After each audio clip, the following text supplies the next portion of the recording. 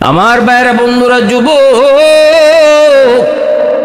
দ্বীনের নবী মার নবী ৬ষ্ঠ হিজরিতে মুরাইসির যুদ্ধ থেকে ফিরে আসার পথে, যে যুদ্ধে আম্মা জান আয়েশা সিদ্দিকা রাদিয়াল্লাহু তাআলা আনহা তিনিও সঙ্গে ছিলেন। নবীজি আম্মা জানকে সাথে নিয়েছেন, পালকি করে যাইতেন। সেই পালকি সহ নবীজি কাফেলাকে এক জায়গায় বিশ্রামের জন্য রাখলেন, বিশ্রাম নিতে আদেশ দিলেন। সবাই বিশ্রাম নিতেছে। এই বিশ্রাম নেওয়া অবস্থায় নবীজি আল্লাহ নবীর পবিত্র বিবি আম্মা জান আয়েশা সিদ্দিকা রাদিয়াল্লাহু তাআলা আনহা হাজত সারার জন্য তিনি পালকি থেকে নামলেন। কিছু দূর একটু জঙ্গল, গাছগাছালির আড়াল, সেখানে যে হাজত সারলেন। হাজত সেরে তিনি আবার চলে আসবেন। এই মুহূর্তে তিনি টের পেলেন তার গলার হার, এই হারটা বুঝি ওই জায়গায় পড়ে গেল। আম্মা জান হারটাকে আবার কুড়ানোর জন্য ওই জায়গায় গেলেন, যে খুঁজতেছেন, হারটা পান না, কারণ অন্ধকার, রাতের অন্ধকার। হারটা খোঁজাখুঁজি করতেছেন। এইদিকে বিশ্রামের টাইম শেষ। নবীজি হঠাৎ করে আদেশ দিয়ে দিলেন, চলো কাফেলা আবার রওনা করো, কাফেলা আবার রওনা করো। নবী তো জানেন নাই, আল্লাহ নবী তো বুঝতে পারেন নাই। আম্মা জান তিনি আবার তার পালকিতে, নবী মনে করেছেন আয়েশা পালকিতে উঠে গেছে। যে 4 জন মানুষ পালকি তারা কাঁধে করে বহন করত, তারাও যার যার মতো করে পালকি তারা কাঁধে বহন করলো। এতটাই হালকা ছিলেন আম্মা জান, তিনি পালকিতে উঠলেন কি উঠলেন না এটা বোঝার মতো ছিল না। 4 জন পালকিওয়ালা মানুষ তারা মনে করলো আম্মা জান তিনি ঠিকই উঠে গেছেন। ওরা ভাবতেই পারে নাই তিনি উঠেন নাই, ওরা ভাবতেই পারে নাই তিনি এখনো রয়ে গেছেন। কাদের মধ্যে নিয়ে ওরা রওনা দিয়ে দিছে।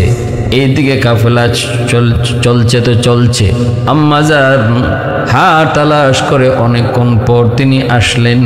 আয়েশা দেখেন কাফেলাই জায়গায় নাই, আলামত পর্যন্ত নাই, আশেপাশে কোথাও আওয়াজও শোনা যায় না, দেখাও যায় না। এবার আম্মা জান বুঝে ফেললেন বিপদ, কঠিন বিপদ। নবীজি মনে করেছেন আমি পালকিতে উঠে গেছি, আর পালকিওয়ালারাও বুঝতে পারে নাই, মনে করেছে আমি পালকিতে উঠে গেছি, হাজত ছেড়ে আমি পালকিতে বসে পড়েছি, বুঝে নাই। হায় হায় এখন কি করব। ওই মুহূর্তে আম্মা জান কতটা বুদ্ধিমতী, ধৈর্যের পরিচয় দিলেন। হায় হুতাশ না করে, এদিক সেদিক দৌড়াদৌড়ি না করে, আওয়াজ না করে, যে জায়গায় তিনি হারাইলেন ওখানে তিনি বসে পড়লেন। আর মনে মনে ভাবলেন নবীজি মদিনায় গেলে পরে অথবা কোথাও কোনো এক জায়গায় আমাকে খুঁজতে গিয়ে যখন দেখবেন আমি পালকিতে নাই, অবশ্যই এই জায়গা পর্যন্ত তিনি আসবেন, কারণ এখানে কাফেলা বিশ্রাম নিয়েছে, এই বিশ্রামের জায়গা পর্যন্ত তিনি অবশ্যই আসবেন। অতএব ডানে বামে সামনে পিছনে কোথাও দৌড়ায় কোনো লাভ নাই, বরং বিপদ আরো বাড়বে। তিনি ওই জায়গাটাতেই একটা গাছের সাথে হেলান দিয়ে তিনি বসে পড়লেন আর আল্লাহর কাছে সাহায্য চাইতেছেন, বিপদ থেকে উদ্ধারের জন্য দোয়া করেন। লা হাওলা ওয়ালা কুওয়াতা ইল্লা বিল্লাহ। আল্লাহ পাকের কাছে দোয়া করেন, আল্লাহর কাছে কান্দেন। বিপদ থেকে উদ্ধার করার মালিক কে? একমাত্র আল্লাহ। বিপদ দেয় কে? আল্লাহ। বিপদ থেকে উদ্ধার করে কে? একমাত্র আল্লাহ। মুশকিল কুশা কোনো পীর নয়, মুশকিল কুশা কোনো দরবার নয়, মুশকিল কুশা না না, মানুষ কোনোদিন বিপদ থেকে উদ্ধার করতে হতে পারে না রে যুবক। উদ্ধারকারী একমাত্র আল্লাহ, এর নাম হলো ঈমান, এর নাম লা ইলাহা ইল্লা আনতা সুবহানাকা ইন্নী কুনতু মিনাজ জালিমিন। আল্লাহ পাকের কাছে বিপদ থেকে উদ্ধারের জন্য পয়গম্বর ইউনূস আলাইহিস সালাম দোয়া করলেন, আল্লাহ দোয়া কবুল করলেন।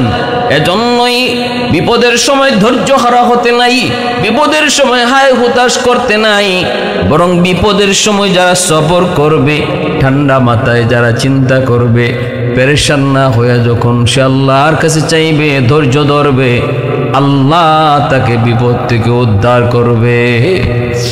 ক্ষমতা আল্লাহর আসেনি না নাই? অবশ্যই এই ক্ষমতা আল্লাহ পাকের, এটা আল্লাহই শুধু পারে।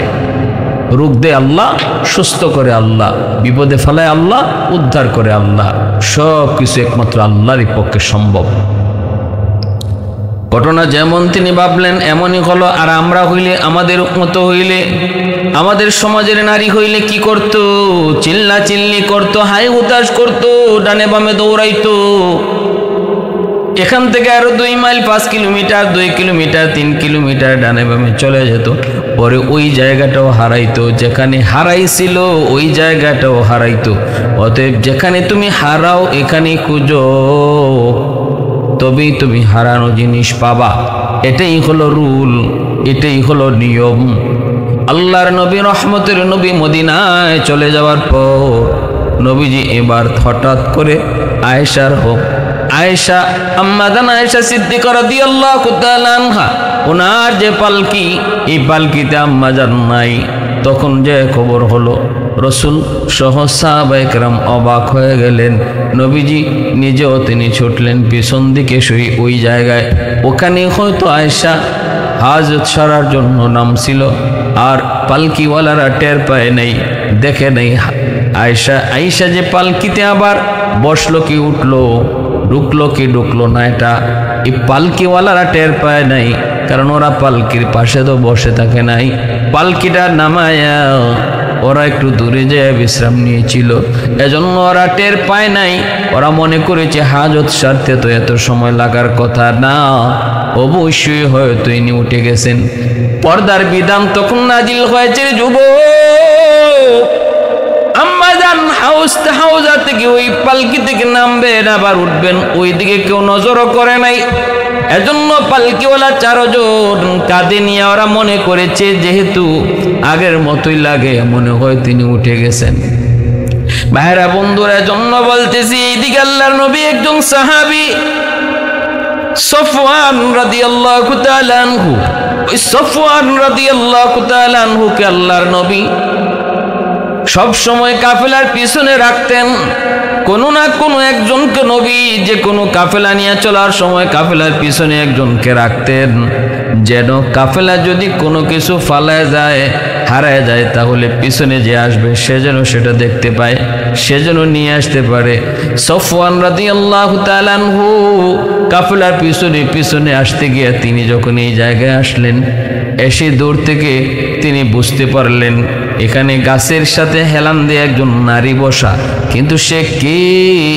আস্তে আস্তে কাছাকাছি এসে তিনি চিনে ফেললেন, চোখ মোজা, তন্দ্রা, ঘুমের মধ্যে একজন নারী, কিন্তু চেহারা দেখেই সফওয়ান চিনে ফেললেন। কারণ পর্দার আয়াত নাজিল হওয়ার আগে আম্মাজান আয়েশা রাদিয়াল্লাহু তাআলা আনহাকে সফওয়ান রাদিয়াল্লাহু তাআলা আনহু তিনি দেখেছিলেন, তিনি দেখেছেন, এজন্য দেখা মাত্রই তিনি চিনে ফেলেছেন। আর আওয়াজ দিয়ে বললেন, ইন্না লিল্লাহি ওয়া ইন্না ইলাইহি রাজিউন।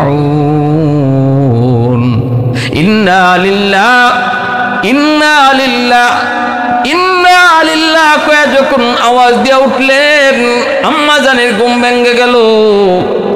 সাথে সাথে মুখটা এবার চাদর দিয়ে ঢেকে ফেললেন। হযরতে সফওয়ান রাদিয়াল্লাহু তাআলা আনহু তিনি বুঝে গেছেন আম্মাজান বলে বিপদ, কোনো একটা অ্যাক্সিডেন্ট ঘটছে। আম্মাজান তিনি হয়তো এখানে নামছেন, নবী টের পান নাই, নবী বুঝতে পারেন নাই, কাফেলা নিয়ে চলে গেছেন, আর আম্মাজান রয়ে গেছেন। এমন কোনো না কোনো একটা বিপদ হবে, নবী জানেন না, নবী হয়তো বুঝতে পারেন নাই, জানেন নাই। অতএব কোনো প্রশ্নই আর করলেন না। একটা কথাই শুধু ওই জায়গায় আওয়াজ হয়েছে রে যুবক, একটা আওয়াজ, সে আওয়াজটা হলো ইন্না লিল্লাহি ওয়া ইন্না ইলাইহি রাজিউন। দ্বিতীয় কোনো আওয়াজ হয় নাই, দ্বিতীয় কোনো কথাই হয় নাই। কেন এখানে আপনি বসা, কি হয়েছে, কেমনে আপনি পিছনে পড়ে গেলেন, এমন কোন কথাই সফওয়ান রাদিয়াল্লাহু তাআলা আনহু আম্মাজানকে প্রশ্ন করেন নাই, আম্মাজানও কোনো জবাব দেন নাই। সাথে সাথে মুখটা তিনি কাপড় দিয়ে ডাকলেন, আর হযরত সফওয়ান রাদিয়াল্লাহু তাআলা আনহু নিজের ঘোড়াটা পাশে নিয়ে তিনি নিজের উটটারে এভাবে বসায় দিলেন। আম্মাজান বলেন, সফওয়ান উটটা বসানোর সময় নিজে অনেক দূর ছিল, আমি উটের পিঠে বসলাম। সফওয়ান, আমি উটের পিঠে পিছনে, উটের পিঠে যখন বসবো তখনও আমাকে দেখে নাই, আমার সাথে কথাও বলে নাই, এদিকে তাকায়ও নাই। কাছাকাছি আইনা উটটারে আস্তে করে বসায় দিল আমার পাশে, এই কথাও বলে নাই আপনি উটের পিঠে উঠেন, তাকায় নাই, বলে নাই আমি উটের পিঠে উঠলাম। সফওয়ান অন্যদিকে তাকাই আবার আমাকে বলল, আম্মাজান আপনি উটের পিঠে বসছেননি? আমি বলছি হ বসছি। তখন তিনি উটটারে উঠাইলেন, এরপরে উটের লাগাম নিয়ে তিনি মদিনার দিকে রওনা দিলেন। মদিনায় পৌঁছে গেলেন। আল্লাহ নবী, রহমতের নবী বুঝলেন আয়েশা ভুলে ভুলে এমন হয়েছে, হাউজওয়ালারা ওই পালকিওয়ালারাও টের পায় নাই। এটা একটা ভুল ছিল, এটা একটা ভুল। কিন্তু ঘটনা এখানেই শেষ হয় নাই, এখানেই শেষ হয়ে যাওয়ার কথা ছিল, হয় নাই। বরং মদিনার মুনাফিকের সরদার আব্দুল্লাহ বিন উবাই এবং তার দলের লোক মুনাফিকরা এই বিষয়টাকে নিয়ে অত্যন্ত গোলা করতে লাগলো, আম্মাজানের চারিত্রিক দোষ দিতে লাগলো। আম্মাজান এবং হযরত সফওয়ান রাদিয়াল্লাহু তাআলা আনহু এই দুইজনের ব্যাপারে মদিনায় তারা অপবাদ রটাইতে লাগলো। মুনাফিক সরদার আব্দুল্লাহ বিন উবাই আওয়াজ দিয়ে বলতে লাগলো, আয়েশা আর সফওয়ানের সঙ্গে অন্যায় কাজ করেছে। মদিনার অলিগলিতে আওয়াজ রটায় দিল, মন্দ কথা খুব দ্রুত ছড়ে, ভালো কথা কম ছড়ে, কিন্তু মন্দ কথা, খারাপ কথা অল্প সময়ে দ্রুত ছড়ায় যায়। আম্মাজানের চারিত্রিক দোষ, আম্মাজানের চরিত্রের উপরে আঘাত অল্প সময়ের ভিতরে আওয়াজটা রটায় পড়লো। এমনকি এই ঘটনার ভিতরে, এই অপবাদ আর তহমতের ভিতরে তিনজন মুসলমানের নামও ঢুকলো। একজন হলেন হাসান রাদিয়াল্লাহু তাআলা আনহু, আরেকজন হলেন মিস্তা, আরেকজন হলেন হামনা, একজন মহিলা নাম হলো হামনা। এই তিনজন এরা মুনাফিক নন, এরা কিন্তু মুসলমানি। এই তিনজনও তারা এই অপবাদের মধ্যে ঢুকে পড়লেন। এরাও এরকম ভাবে সন্দেহ করতে লাগলো, বলা বলি করতে লাগলো। আয়েশা আর সফওয়ান তারা কাফেলার পিছনে রয়ে গেছে, মনে হয় উদ্দেশ্য কইরেই রইছে। আয়েশার চরিত্র ভালো না, নাউজুবিল্লাহি মিন জালিক। এমন ভাবে কথা মদিনার চতুর্দিকে যখন দুশমনেরা রটাইতে লাগলো, নবীজির কানে যখন এই আওয়াজটা এসে পৌঁছলো, বলেন তো দেখি আমার নবীর কেমন লাগার কথা। আসমান ভেঙ্গে যেন নবীর মাথায় পড়লো। আম্মাজান আয়েশা সিদ্দিকা রাদিয়াল্লাহু তাআলা আনহাকে মায়ার নবী কত ভালোবাসতেন, কত মায়া করতেন, কত মমতা, কত মহব্বত, কত ভালোবাসা। আল্লাহ নবী জানেন আয়েশা জিন্দিগিতে কোনোদিন অন্যায় কাজ করতে পারে না। মায়ার নবী, দয়ার নবীর 100 ইয়াকিন। মিস্তাজাম ওই সফওয়ান যা বলেছে তাই ঠিক, তাই ঠিক। সফওয়ান যেভাবে পাইছে, যেভাবে পাইছে, আর আয়েশার কেন দেরি হইছে, সব কিছু আল্লাহর নবী শুনছেন, আম্মাজানের কাছ থেকে শুনছেন। ঘটনা নবী যা শুনছেন তাই ঠিক, কিন্তু মুনাফিকের দল এই ভালো ঘটনাটাকে, এই ভুলটারে তারা খারাপ দিকে নিয়ে যাচ্ছে। গেছে তো খালি গেছে না, মদিনার অলি গলিতে তারা ওটায় দেয়। আল্লাহর নবীর কানে আসলো। নবীজি এবার কি করবেন? সাহাবায়ে কেরাম তারাও শুনতেছেন, প্রতিবাদ কেমনে করবেন? নবী যদি বলেন এদেরকে ধরে নিয়ে আসো, এদেরকে শাস্তি দাও, কেন এরা আমার ফ্যামিলির উপরে অপবাদ দেয়, কেন আয়েশার উপরে অপবাদ দেয়? পারবেন নবী? নবী তখন যা খুশি তা করতে পারবেন। কিন্তু মুনাফিকের দল, ওরা বলবে মুহাম্মদ তার স্ত্রী হওয়ার কারণে, আয়েশা তার স্ত্রী হওয়ার কারণে কোনো ধরনের তদন্ত ছাড়া সে আমাদেরকে দোষী বলল। আমরা দোষী মানুষে আমরা বলি বলাটা আমাদের দোষ, আমরা বলি বলাটা দোষ, যে করে সেটা দোষ না। মুহাম্মদ তদন্ত ছাড়া কেন আমাদেরকে দোষী করলো? শুধুমাত্র তার স্ত্রী আয়েশা তার স্ত্রী হওয়ার কারণে। এই অপবাদ, এই কথাটা যখন সমাজে ছড়াবে, এই কথাটা যেন বলতে না পারে, এজন্য নবীজি কোনো জবাব দিতে পারেন না। চুপচাপ নবীজি নীরব নিস্তব্ধ হয়ে গেলেন। আল্লাহ নবী শুনতেছেন, সাহাবায়ে কেরামও শুনতেছেন, কিন্তু জবাব নাই। নবীজি অপেক্ষা করেন আল্লাহ পাকের। আল্লাহ পাক যদি ওহী নাজিল করে, ঘটনার তদন্ত যদি আল্লাহ পাক নিজে জানায় দেয়, সত্য যদি আল্লাহ উন্মোচন করে দেয়, আল্লাহ নিজেই যদি ঘটনার বিবরণ শোনায় দেয়, তাহলে আর কোনো আপত্তি থাকবে না। নবীজি এজন্য কোনো ধরনের বিচার আচার সালিশ করা ছাড়া আল্লাহ পাকের মুখাপেক্ষী হইলেন আর অপেক্ষায় থাকলেন। ওহী আসবে, আল্লাহ জিব্রাইল পাঠাবেন এবং সঠিকটা মূল ঘটনাটা কি সেটা আল্লাহ পাক নিজে কইবেন। কিন্তু সময় করে যাচ্ছে, আল্লাহ পাকের পক্ষ থেকে ওহী আসে না, জিব্রাইল আমিন আসেন না। জিব্রাইলের অপেক্ষায় মায়ের নবী কিন্তু না, জিব্রাইল তো আসে না। নবীজি নীরব নিস্তব্ধ, আল্লাহও নীরব। নবী নীরব, আল্লাহ নিজেও নীরব। এজন্য মায়ার নবী আরো চিন্তায় পড়ে গেলেন। হায় হায়, আমার আয়েশা তো নির্দোষ, এটা আমি বিশ্বাস করি, আমি মানি, কিন্তু আমার আল্লাহ কেন নীরব? ওহী কেন আসে না? আমি এদের বিচার কিভাবে করব? যদি নিজে পাওয়ার খাটাই, ওরা বলবে মুহাম্মদ আয়েশা তার স্ত্রী হওয়ার কারণে পাওয়ার খাটাইছে। নবীজি নীরব নিস্তব্ধ, ওহী আসে না। নবীজি ওহীর অপেক্ষায়। আল্লাহ নবী আম্মাজানের কাছেও যান না। আম্মাজান তিনি মদিনায় আসলেন, স্বাভাবিকভাবে তিনি চলেন, কিন্তু তিনি কোনো কিছু টের পান না। আম্মাজান আয়েশা সিদ্দিকা, বাহিরে যে তুফান, বদনামের তুফান, অপবাদের তুফান শুরু হয়েছে, আম্মাজানের কোনো খবর নাই। কারণ তিনি তো ঘরে থাকেন, ঘরের ভিতরে আওয়াজ আসে নাই, নবীও ঘরে আসেন কম। তবে আম্মাজান এই বাহিরের হালত না জানলো, কিছুটা টের পাইতেছেন নবীজির আচরণে। আল্লাহ নবী কম কম আসেন, কম কম হাসেন, কম কথা বলেন, আগের মতো না। নবীজির চাল চলন আচার আচরণ কথাবার্তার মধ্যে পরিবর্তন আম্মাজান কিছু টের পাইলেন, কিন্তু কেন কি জন্য সেটা আম্মাজান জানেন না, জানার কথাও না। এই অবস্থায় চলছে তো চলছে, এই অবস্থায় দিন যাচ্ছে, এই অবস্থায় দিন যাচ্ছে। একদিন আম্মাজান টের পাইলেন প্রায় মাসের কাছাকাছি, প্রায় মাসের কাছাকাছি হয়ে যাচ্ছে। আম্মাজান একদিন বুঝে ফেললেন, একদিন তিনি জেনে ফেললেন। কেমনে? কই মিস্তার মা, ওই যে তিনজন, একজন হলেন হাসান, তিনি হলেন কবি, আরেকজন হলেন মিস্তা, আরেকজন হলেন হামনা। হামনা হলেন একজন নারী। কে কি তার পরিচয়? হামনা হলেন হযরতে আম্মাজান জয়নব রাদিয়াল্লাহু তাআলা আনহার বোন, নবীজির একজন পবিত্র বিবি যার নাম হলো জয়নব। ওই জয়নবের বোন হলেন হামনা।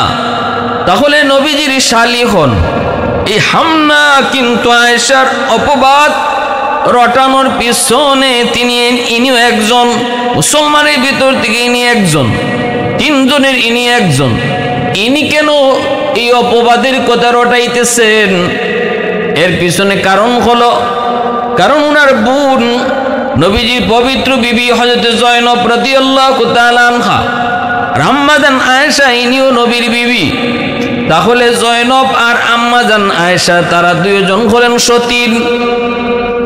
অতএব আর নবীজির পবিত্র বিবিগণের ভিতরে দুইজন ছিলেন সবচেয়ে বেশি সুন্দর, একজন হলেন আয়েশা আর একজন হলেন জয়নব। অতএব সুন্দরের দিক দিয়া আয়েশা ছিলেন সবার চেয়ে উপরে, এরপরেই ছিলেন জয়নব। এজন্য হামনা চিন্তা করলেন আয়েশার অপবাদের কারণে, আয়েশার চারিত্রিক দোষের কারণে যদি নবী আয়েশাকে তালাক দেন অথবা আয়েশাকে ছেড়ে দেন, তাহলে আয়েশার জায়গাটাই দখল করবে তার বোন জয়নব। কারণ জয়নব হলেন আয়েশার পরই সবচেয়ে বেশি সুন্দরী।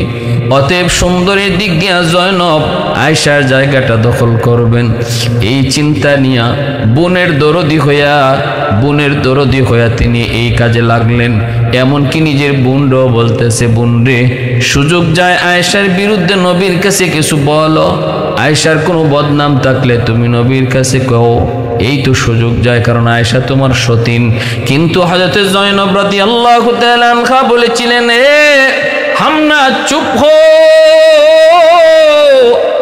আর কথা বলবি না, আর সামনে বাড়বি না। আয়েশা আমার সতীন হতে পারে, কিন্তু আমি কসম করে বলতে পারি আয়েশার চরিত্র পুত পবিত্র, বিন্দু পরিমাণ আয়েশার চরিত্রের মধ্যে কোনো কালিমা নাই, কোনো দাগ নাই। আমি কোনোদিন আয়েশার চরিত্রে দাগ পাই নাই। আর আমি একটা নারী হয়ে আরেকজন নারীর উপরে মিথ্যা অপবাদ দিয়ে তার জীবন ধ্বংস করতে পারি না। আয়েশার বিরুদ্ধে কিছু বলা মানে মিথ্যা কথা বলা। সাবধান, তুমি চুপ হয়ে যাও। এজন্য ভাইরা বন্ধুরা, আরেকদিকে মিস্তার মা আম্মাজানের কাছে আসছে, আম্মাজানের কাছে আয়েশা নিজের ছেলে মিস্তারে একটা অভিশাপ দিয়া কয়, মিস্তা তুই ধ্বংস হ।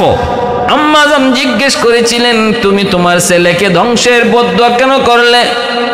তখনই মিস্টার মায় কয়, কেন আপনি কি জানেন না আমার ছেলেও আপনার চারিত্রিক অপবাদ রটানোর পিছনে সেও একজন, এটাকে আপনি জানেন না? আম্মাজান কয়, কোন কিসের চারিত্রিক দোষ? কয়, আপনি কিছুই জানেন না? আম্মাজান কয়, না, কিছুই তো জানি না।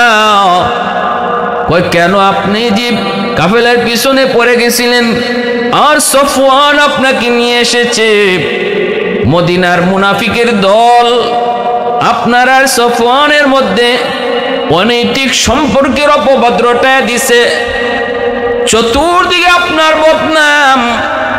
এই বদনামের ভিতরে শামিল হয়ে গেছে 3 জন মুসলমান, এর ভিতরে আমার পোলা মিস্তাও আছে।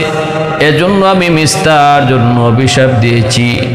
এই কথাটা বলা মাত্রই আম্মাজান এই প্রথম তিনি শুনলেন, আর সাথে সাথে উনার মাথায় আসলো, এজন্যই তো নবী কম আসেন, কম কথা বলেন, চিন্তিত কঠিন থেকে কঠিন চিন্তা নিয়ে নবী আসেন আর যান, কথা বলেন না। কিন্তু নবীর জিগাইল, নবী কিছু কয় না। আম্মাজানের মাথায় যেন আসমান ভেঙে পড়লো। সাথে সাথে নবীজির কাছে আয়েশা বলতেছে, নবী গো,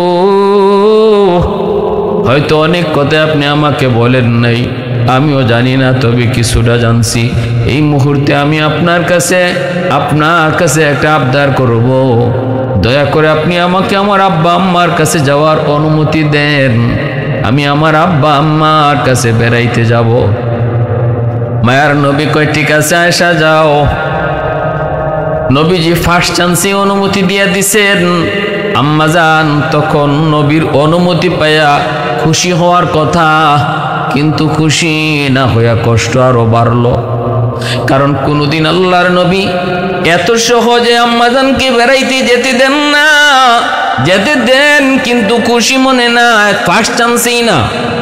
কিন্তু এই দিন নবীজির কাছে চাইতে দেরি, নবী অনুমতি দিতে দেরি হয় নাই। কারণ আল্লাহর নবীরও চিন্তা, নবীও চিন্তিত, বড় পেরেশান।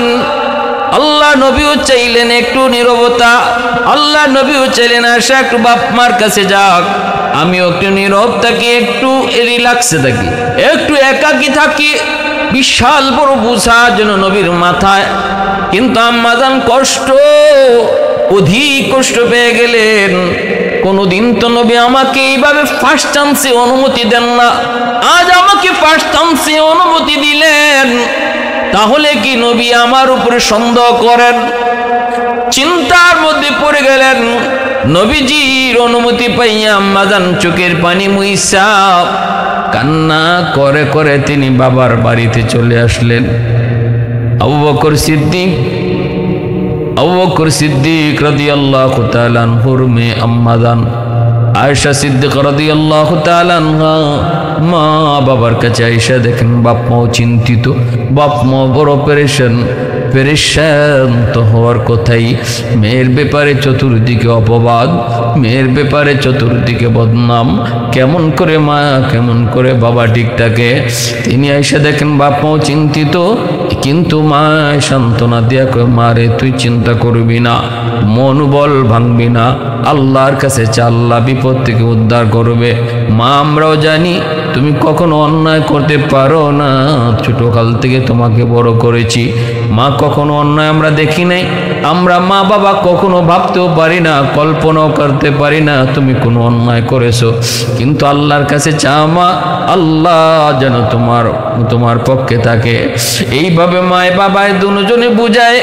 আম্মা যান তিনি বাপ মার বাড়িতে আসলেন, শুধু কান্নার কান্না, কান্নার কান্না করে দিন যায় রাত যায়, খায় না ঘুমায় না, ঠিক মতো খাওন নাই, ঠিক মতো ঘুম নাই, শুকায় যাইতেছেন।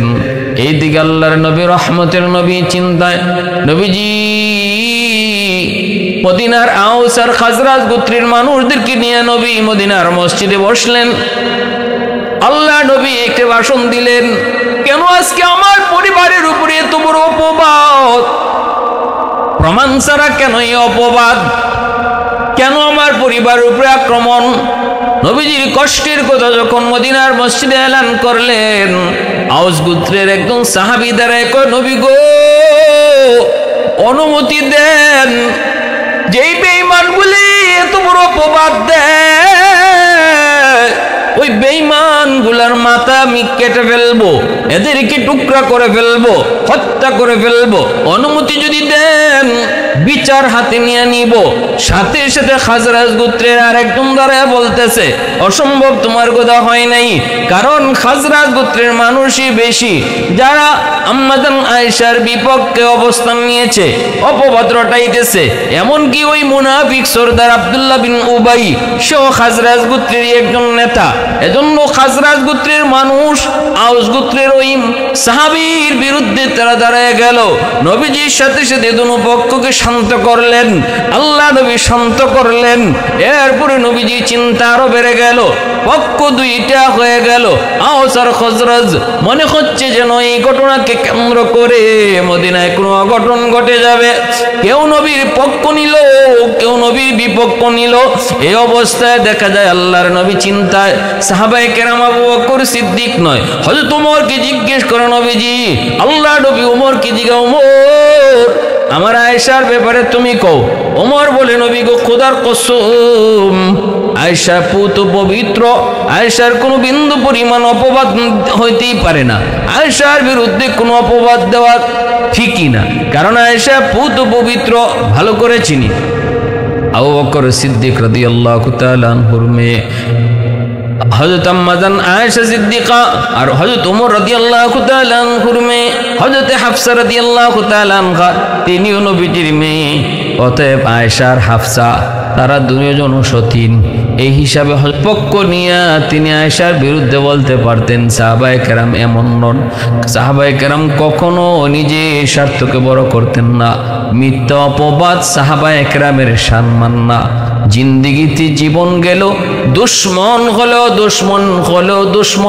দুশ্মনের উপরে কোনো মিথ্যা অপবাদ দিতেন না। ভাইরা বন্ধুরের জন্য বলতেছি, যুবক আবু বকর সিদ্দিক রাদিয়াল্লাহু তাআলা আনহু তিনি তো চিন্তায় চিন্তিত। নবীজি হযরত ওমর রিজিগান, উসমান কয় আয়েশা ভালো। উমর কয় আয়েশা ভালো, আলী কয় আয়েশা ভালো, আয়েশার চরিত্রে কোনো দাগ নাই, পুত পবিত্র।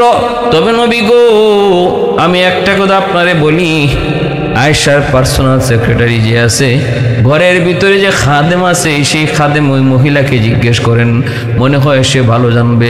নবীজি আম্মাজান আয়েশা সিদ্দিকার খাদেমাকে জিজ্ঞেস করলেন, তুমি তো ঘরে থাকো, আয়েশাকে তুমি বেশি দেখো, তুমি কও আয়েশার চরিত্র কেমন?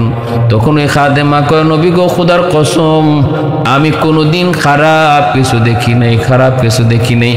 আয়েশার চরিত্র পুত পবিত্র ভালো। নবীজি সতীনদেরকে ডাকলেন, আল্লাহর নবীর সতীনেরা, আম্মাজানের সতীনেরা, তারাও নবীর আয়েশার চরিত্রের ব্যাপারে তারা সুন্দর সার্টিফিকেট দিলেন। কেউ একটু অ্যাঙ্গেলও বলে নাই আয়েশার চরিত্র ভালো না। ভাইরা বন্ধুরা, এজন্য বলতেছিলাম, আল্লাহর নবী, রহমতের নবী আসলেন আবু বকর সিদ্দিকের বাড়িতে।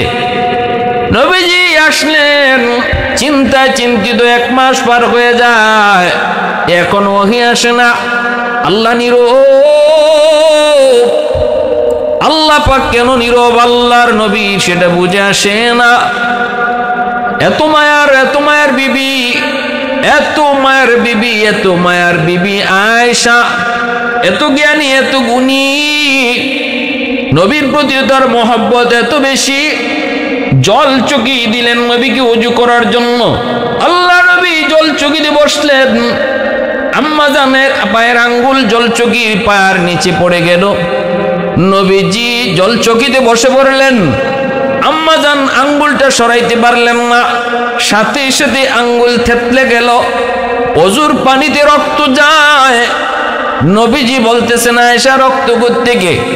আম্মা জান তখনও কিছু কয় না। মায়ার নবী তাকায় দেখেন আম্মা জানের আঙ্গুল থেতলে গেল, রক্ত যাইতেছে। নবীজি সাথে সাথে উঠলেন, উঠতে তিনি জল চকিটা সরাইলেন। নবী বার অবাক হয়ে বলতেছেন, আয়েশা এত বড় কষ্টটা কেমনে করলে গো? কেন তুমি বললে না নবী গো?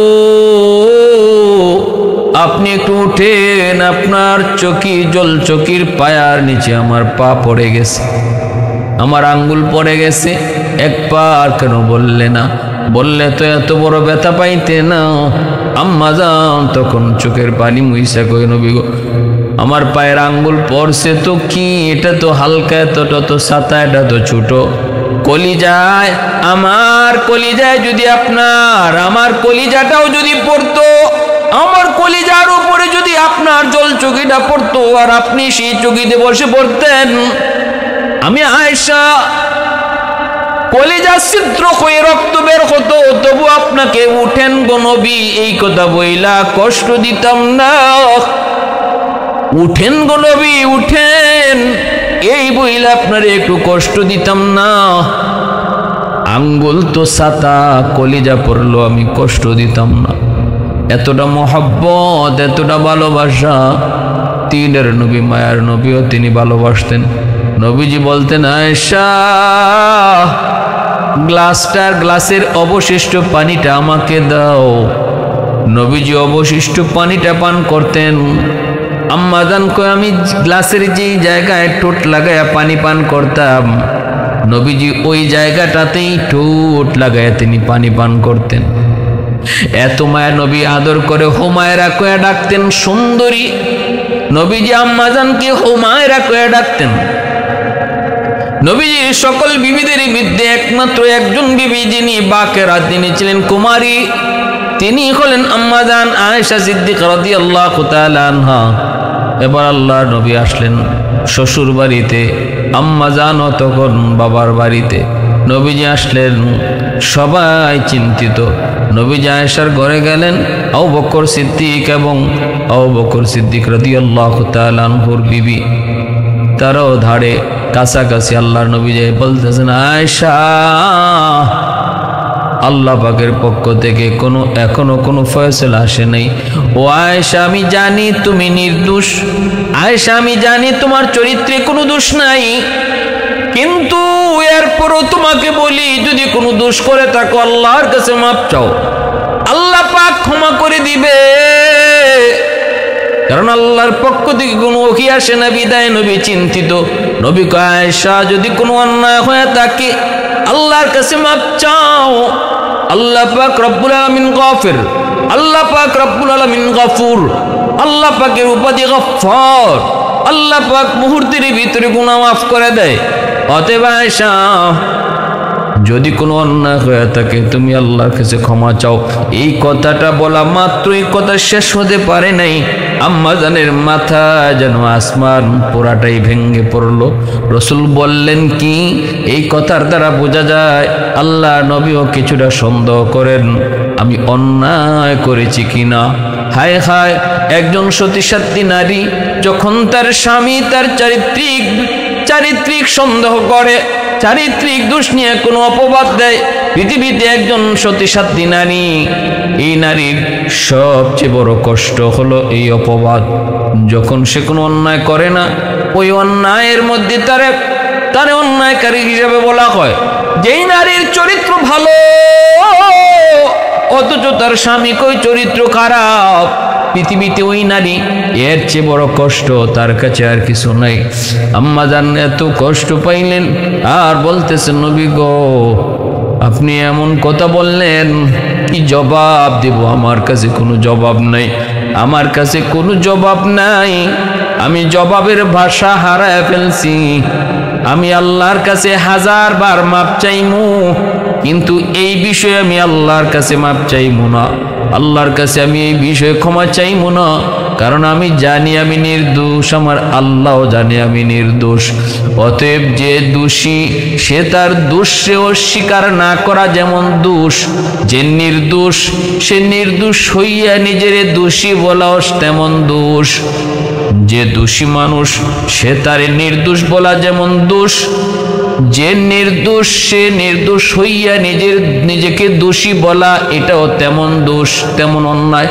অতএব এই মুহূর্তে আমি যদি বলি আমি অন্যায় করি নাই, আমার আল্লাহ জানে আমি অন্যায় করি নাই, তাহলে আপনারা আমার কথাটা বিশ্বাস করবেন না। আমি যদি বলি আমি অন্যায় করি নাই, আমার আল্লাহ জানে আমি কোনো অন্যায় করি নাই, তবে আপনারা আমার কথাটা বিশ্বাস করবেন না। আর আমি যদি বলি আমি দোষ করেছি অথচ আমার আল্লাহ জানে আমি নির্দোষ, আপনারা হয়তো আমার কথাটা কিছু বিশ্বাস করে ফেলতে পারেন। এজন্য আমি কিছুই বলবো না, নীরব। সাইয়্যিদুনা ইউসুফ আলাইহিস সালামের বাবা, তিনি বিপদের সময় যেই কথা বলেছিলেন আমিও এই কথাই বললাম। তিনি যেই জবাব দিয়েছিলেন এই জবাব আমিও দিলাম। ফাসবরুন জামিল ওয়াল্লাহুল মুস্তাআনু আলা মা তাসিফুন। আম্মা জান এতটাই পেরেশান ছিলেন ওই সময়। ইউসুফ আলাইহিস সালামের বাবার নাম ইয়াকুব, ইয়াকুব নামটাও তিনি ভুলে গেছেন। মানুষ যখন কঠিন থেকে কঠিন পেরেশানিতে পড়ে তখন নাম ভুলে যায়। ইয়াকুব নবীর নামটাও তখন আম্মা জান ভুলে গেছেন। এতটা পেরেশান, এতটা পেরেশান, এতটা পেরেশান। আম্মা জান এই কথা শুই না নবীজি নীরব নিস্তব্ধ হয়ে গেলেন, আর কোনো আওয়াজ নাই। ওই মুহূর্তেই আল্লাহর পক্ষ থেকে ওহী নাজিল শুরু হলো। পবিত্র কোরআনের সূরাতুন নূরের আয়াতগুলো আল্লাহ নাজিল করলেন, যে আয়াতগুলো আম্মা জানের সম্মান নিয়া আল্লাহ নিজে এই আয়াতগুলো নাজিল কইরা জানায় দিয়েছেন, বন্ধু বুঝায় দিয়েছেন আয়েশা নিরপরাধ নির্দোষ। আয়েশার উপরে যা অপবাদ হয়ে দেওয়া হয়েছে এগুলো সব হলো অপবাদ, এইগুলার সাথে আয়েশা জড়িত না। আম্মা জানের চারিত্রিক সার্টিফিকেট দিয়ে আল্লাহ কোরআনে আয়াত নাজিল করলেন। আল্লাহর নবী খুশি হয়ে আল্লাহ পাকের কুদরতি কদমে সেজদায় পড়লেন। আল্লাহর নবী খুশি। আম্মা জান আয়েশা সিদ্দিকা রাদিয়াল্লাহু তাআলা আনহার মা বাবা আবু বকর এবং আবু বকরের বিবি রাদিয়াল্লাহু তাআলা আনহুমা, তারা দুজনকে নবী শুনাইতেছেন আবু বকর আয়েশার চারিত্রিক সার্টিফিকেট, আয়েশার সুন্দর চরিত্রের সার্টিফিকেট দিয়ে আল্লাহ কোরআনে আয়াত নাজিল করেছে। এই কথাটা যখন আবু বকর সিদ্দিককে শুনাইলেন, আবু বকর সিদ্দিকের বিবিকে শুনাইলেন। তারা দুজন দৌড় দিয়া আম্মাজানের কাছে গেলেন। যায়া আবু বকর সিদ্দিক রাদিয়াল্লাহু তাআলা আনহুর বিবি সাহেব যায়া বলতেছে, আয়েশা, এই মুহূর্তে তোমার পবিত্রতা বর্ণনা করে আল্লাহ পাক কোরআনে আয়াত নাজিল করেছে। যাও, যায় তুমি নবীর শুকরিয়া আদায় করো, আল্লাহর নবীর কাছে যাও। আম্মা জানি কথা শুইনা আল্লাহর কুদরতি কদমে সেজদায় পড়ে শুকরিয়া আদায় করে। কিন্তু তখন তিনি বলে, না, আমি কেন নবীর শুকরিয়া আদায় করব? আমার পবিত্রতা যিনি ঘোষণা করেছেন আমি তার শুকরিয়া আদায় করে নিছি।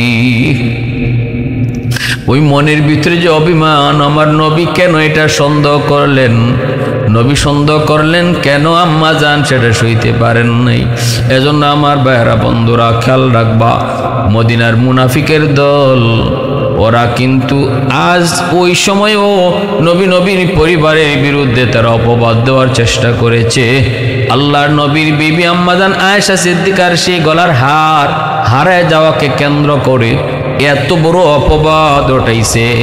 শেষ পরিণামে আল্লাহর পক্ষ থেকে সাহায্য আসছে। এজন্য বলতেছি, নারীরা, মারা, একটু খেয়াল করে শোনো, বিপদের সময় ধৈর্য হারা হইও না, আল্লাহর কাছে চাও। বিপদের সময় ধৈর্য হারা হইও না। আমার রসুল তিনিও কিন্তু ধৈর্য হারা হন নাই।